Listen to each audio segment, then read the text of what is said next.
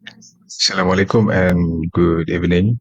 My name is Nur Muhammad Mirza bin Musfikin, and I will be presenting about the portrayal of women's struggle and resilience in patriarchal through Malaysian literature. So this is the title for my final report. So in this presentation, I will be covering mostly about literature that involves women empowerment. So for the introduction, women's struggles and resilience in Malaysian literature. So first of all is the central focus. Malaysian literature as a lens for exploring gender dynamics, resilience, and cultural identity. Contextual significance, which is a Malaysian mosaic, a multicultural nation shaped by colonial legacies and globalization. Literature's role is for amplifying women's voices to confront and patriarchy and redefine identity. Women's struggles and resilience in Malaysian literature. So, for the KN side, in the earlier presentation, we were talking about women often marginalized in pre-modern works. And the second one would be post-colonial shift, which is evolving from silence to empowerment. Um, and the third one is intersectionality.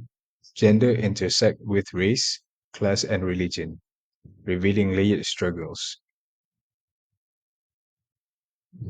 So for this slide, I'll be talking about influential voices in voicing out about women's struggles and resilience in Malaysian literature. So for the first one, we have A. Samad Said uh, and Usman Awang, who illuminate women's resilience and defiance.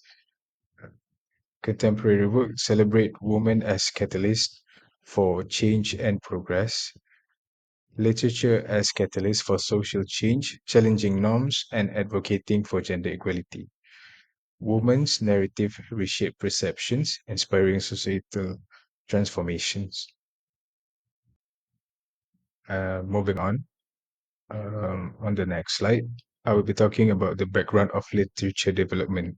So these are some of the key milestones that I found in Malaysian literature. So the first one is Malaysian literature rooted in oral traditions, which is folklore and storytelling, form the foundation of Malaysians' literary identity. And after that, we have the colonial influence. So, as we know in the history parts, British colonialism introduced written forms, leading to literature that lacked identity and nationalism. So, the next one is we have post-colonial shifts, which is an exploration of themes like cultural hybridity and female marginalization. Voices like Shirley Gyoklin Glim and Fatima Busu confront gender, race, and class issues.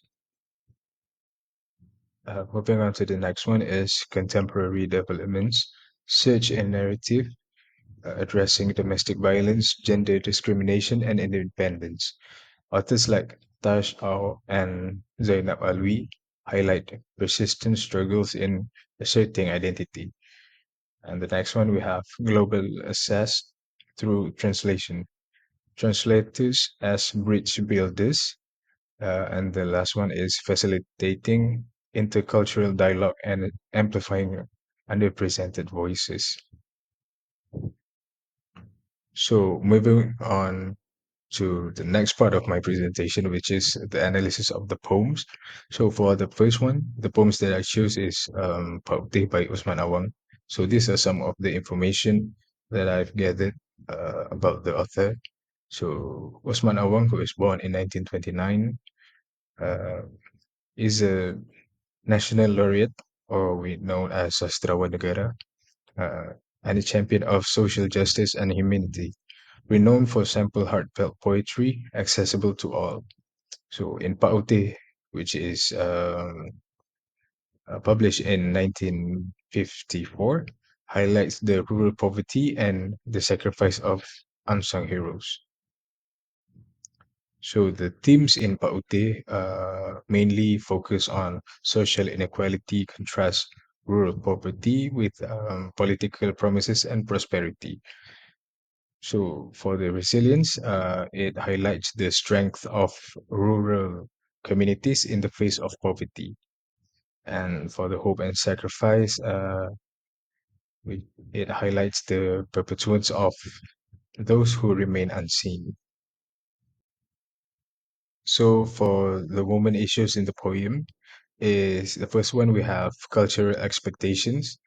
Uh, in the poems, explains that Maute embodies the traditional Malay woman role as a wife and mother. Her life revolves around family duties with little room and personal aspirations.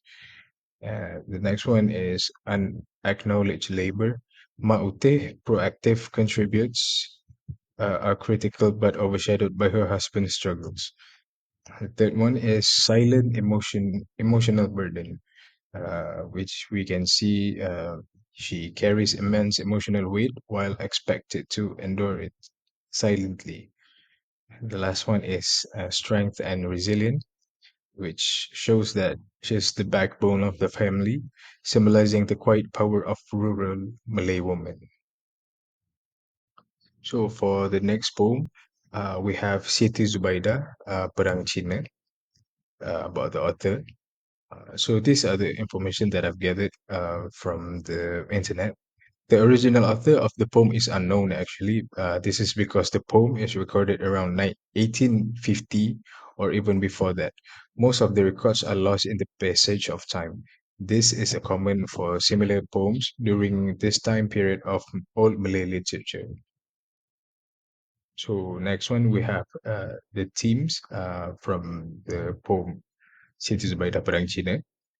The main theme of this poem is the sacrifice of a wife for her husband. The poem told the story of a wife who tries to save her husband because he was kidnapped.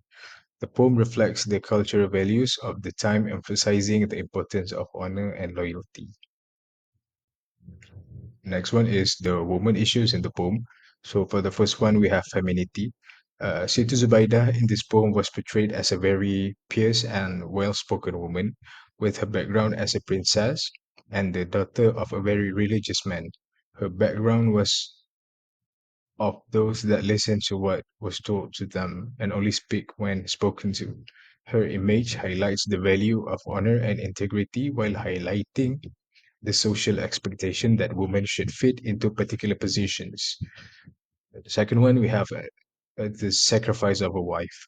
Siti Zubaida in this poem did not hesitate to willingly sacrifice her identity as a wife and a woman in order to save her husband and the family that she loves. Siti Zubaida, like other women of her time, was protected and studied the Quran and the other subjects relevant at that time. But it all changes when she saw that kidnapping of her husband. The third one, we have women's agency and leadership. She challenges and conventional standards of womanhood in Malay literature by disguising herself as a man in order to save her spouse and command an army. So for the next poem, we have Perempuan yang Terpenjara by Baharudin Sairi. So a little bit about the author. He is a well-known poet from Malaysia. His work also usually use a philosophical viewpoint to analyze life realities, touching on issues such as freedom, dignity, and social norms. He is also a major in kesusastraan Melayu. So for the themes in Perempuan yang Terpenjara by Baharudin Sairi, uh, it highlights the difficulties faced by women who are restricted by social norms and cultural traditions, women freedom in the society, and changes in society and the acceptance of women rights and independence. So the woman issues in this poem shows the first one is cultural confinement of women. Often women are kept in a metaphorical prison. The second one is emotional and psychological struggles, which explains that women are expected to quietly accept their circumstances and conform to the roles that society has assigned them without expressing sort of power. And the third one is yearning for liberation and change. Women are asking that the community will everyone equally in variety of sectors, including education and employment, and that they be freed from figurative prison of cultural expectations. And for the last poem that I've chose, we have Wanita Itu by Iman Aina. So a little bit about the author, known for emotional and sympathetic depiction of women's struggles and identities, introspective writing exploring gender norms, self-worth, and societal expectations. She also focused on challenges women face in defining themselves in a culture that often imposes definitions. The themes in the poem Wanita Itu by Iman Aina mostly highlight the search for self-identity, societal pressure, and gender expectations. And the last one we have emotional struggles and empowerment. So for the woman issues in the poem, we have societal expectations and roles, gender stereotypes and judgment, and the last one will be repression and the desire for freedom. So moving on to the next part of the report, which is the short stories. So this would be me explaining about the analysis of the short stories that I've chosen. For the first one, we have Hikayat Perempuan by Emilia Hashim. So a little background about the author. Emilia Hashim was born on 25 January in 1952, has become a prominent personality in Malaysian literature from Kedah. He early writings were distinguished by the discussion of social concerns and family ties. Amelia Hashim has authored more than 17 books. She also encouraged people to consider that their own lives and support social change in their communities by presenting strong female characters who defy expectations. Cinta di Ujung Jalan is a romance that delves into the intricacies of relationship and loves. The story, Langit Petang, explores the hardship of daily existence in Malaysia. So a little overview from the short story. Emilia Hashim, Hikayat Perempuan, is moving stories of the lives and hardships of women in modern-day Malaysian society. The storylines of several female characters, each of whom has a unique background, set of experiences, and set of hurdles, emphasize in the complexity of womanhood. This character, who range from urban professionals to rural housewives, represent a variety of cultural, social, and economic realities and offer a true understanding of Malaysian femininity. In a world that frequently tries to define them, the characters actively work to regain their identities and express their independence. The next one is the theme of the short story. First one, we have gender inequality. Gender inequality is a major issue in Hikayat Perempuan, where character deals with structural obstacles that impede their development on both a personal and professional level. The next one, we have empowerment and self-discovery.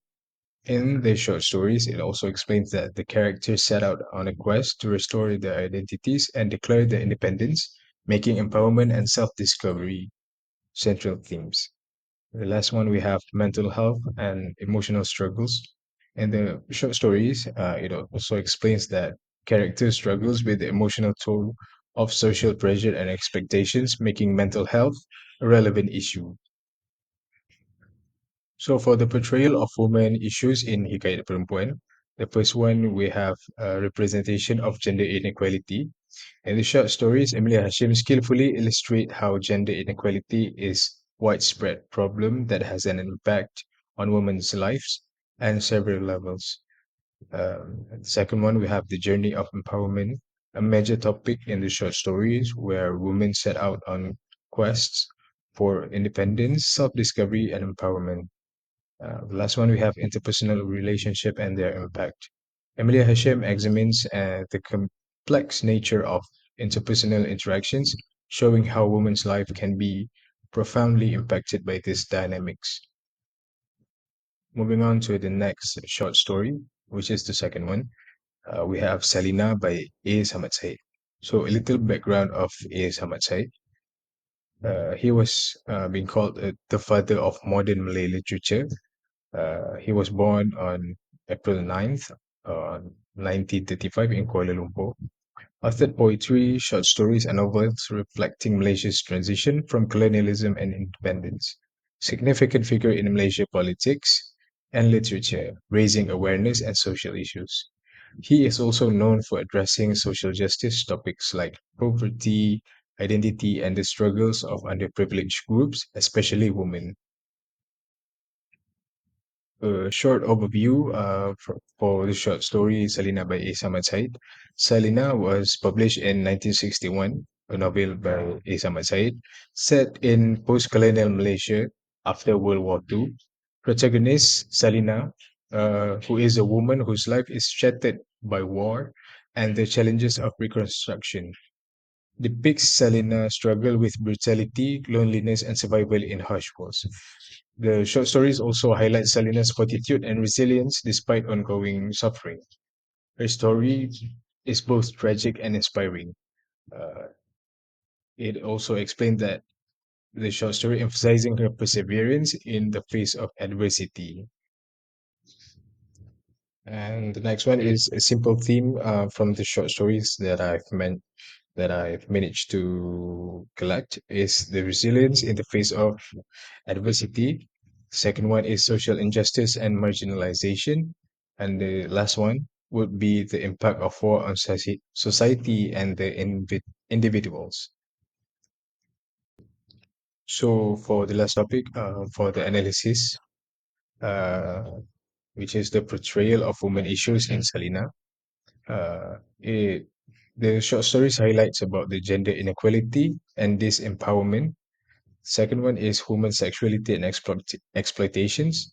And the last one would be women's struggle with identity and self-worth. So we are going to be talking about the last part of the report or the presentation, which would be the film analysis. So the film that I chose for this topic is Renjana uh, from 2022, which was directed by Malaysian filmmaker Pali Yahya, who is renowned for his exploration of historical and cultural topics. So these are the pictures of the film that I chose, Renjana. So I'll be talking a little about the background of the director. Muhammad Fazli Pali Yahya is a Malaysian television director who was born on January 1st in 1983.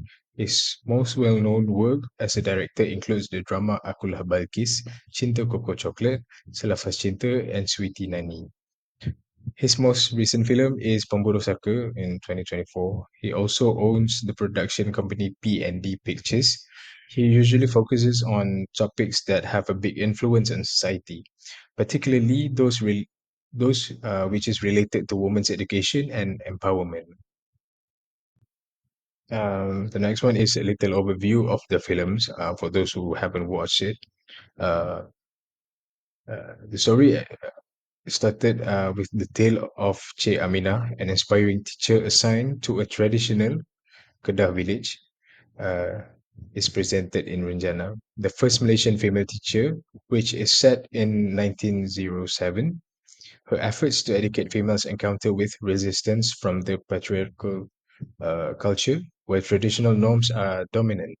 As she overcomes hatred and prejudice, Che Amina's journey serves as evidence of how education can transform lives and break down societal boundaries. The film explores themes of bravery, growth, and the struggle for equality while telling an appealing tale of optimism in the face of hardship. Amina, the protagonist of the story, came from a low income family. From a young age, her father often scolded her for her fascinated urge, since he believed that girls were unlucky and that their role should be mostly in the kitchen. The stereotypes of women as being gentle, helpless, and limited to housework, always obedient, unable to argue, and etc., are clearly depicted in this movie. As the first female teacher in Malaya in 1902, Cikgu Amina narrative was inscribed in the country's history, demonstrating the value of her sacrifices.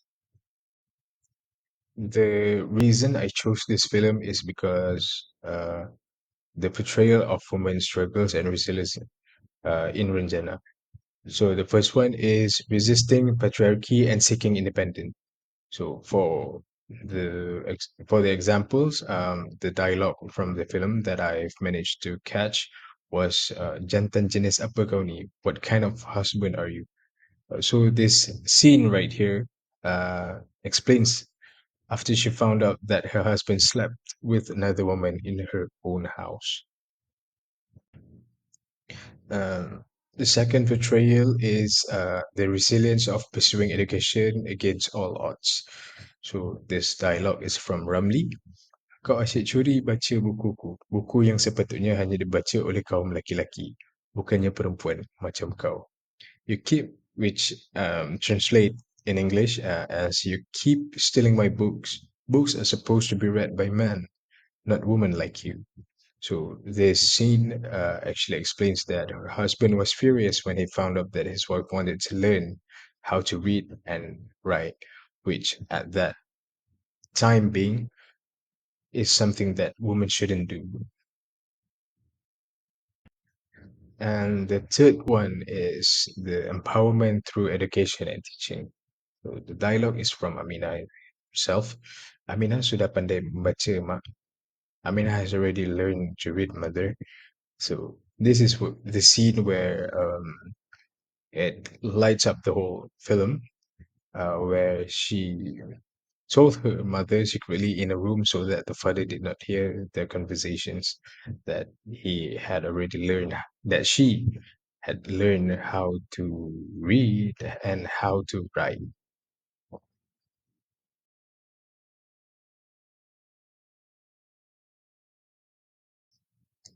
So we have come to the end of the presentation.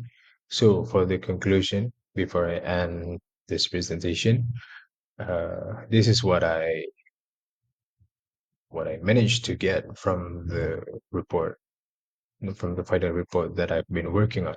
So patriarchal themes in Malaysian literature reflect the intricate dynamics of gender, culture, and societal expectations within a multicultural context. Uh, I also managed to get that Malaysian authors uniquely portray the struggles and resilience of character navigating these systems. So this exploration not only highlights the persistence of patriarchal norms, but also underscores the evolving discourse on gender equality, making Malaysian literature a vital platform for examining and questioning societal frameworks.